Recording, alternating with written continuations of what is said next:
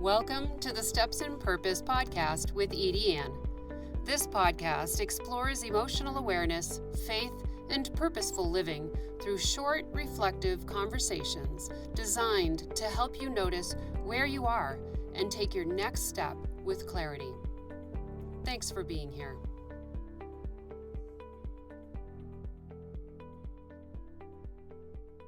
Welcome back. I'm really glad you pressed play today. Before we go any further, I want to have you give yourself a moment to kind of arrive. You don't need to fix anything. Just notice where you are. Maybe you can just ease your shoulders a bit, release the tension on the wheel if you're driving. Today we're starting at the beginning of the emotion gauge with disengaged. It's the dark red quadrant on the gauge. If you're here, I want you to hear this first. You are still here. Even if it feels like you're far away from yourself, even if your emotions feel muted, you are still here. Disengaged often looks quiet on the outside and super loud on the inside. You're functioning, you're showing up, but internally something feels dimmed. People describe it in different ways, like feeling flat, feeling distant, feeling disconnected, feeling like you're watching your life instead of actually living it. Sometimes the hardest part is that main experience is the absence of feeling. And that absence can be confusing. But the absence of experience is actually still an experience. Here's what matters. Disengaged is not a flaw. It's part of our human design. Disengagement steps in when the system needs a break. It lowers emotional intensity so your body and your mind can conserve your energy. I often think of it like a dimmer switch, right? So life has been bright, loud, demanding. Maybe the pain's lasted too long, and your system quietly reaches up and turns the lights down.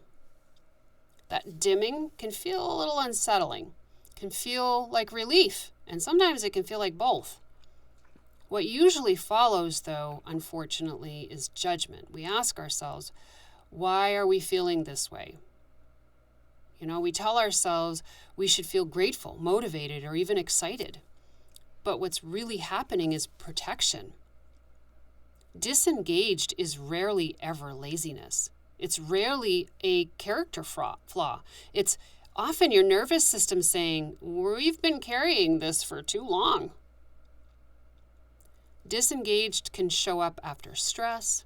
It can show up after grief, trauma, burnout, caretaking, chronic pain, and emotional overload, right? So it can also show up after big life changes, even good ones.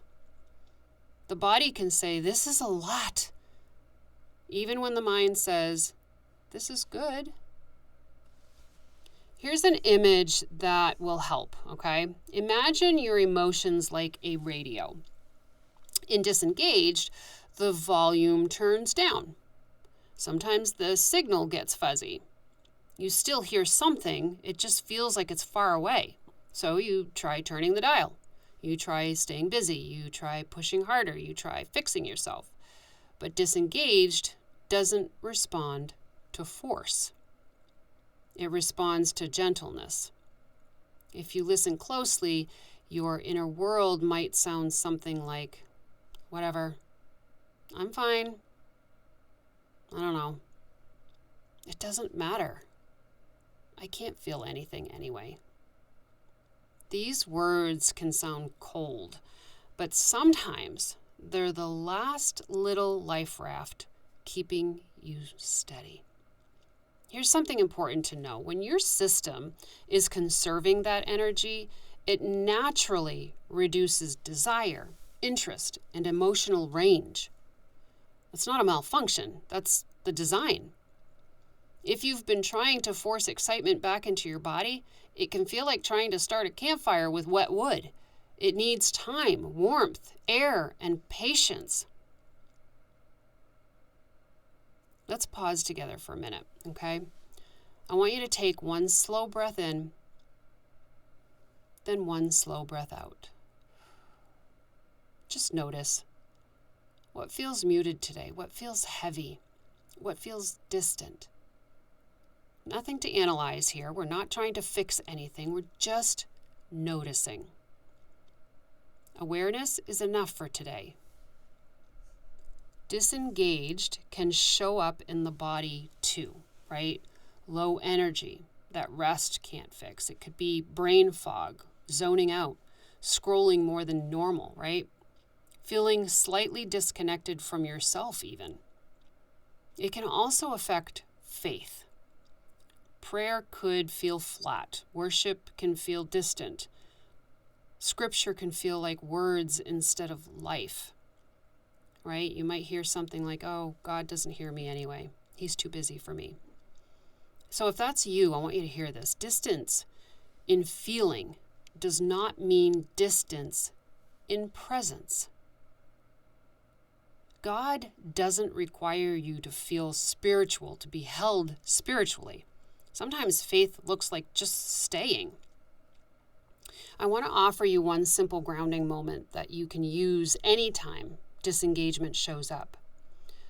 Place one hand on your chest or your stomach, whichever feels more grounding.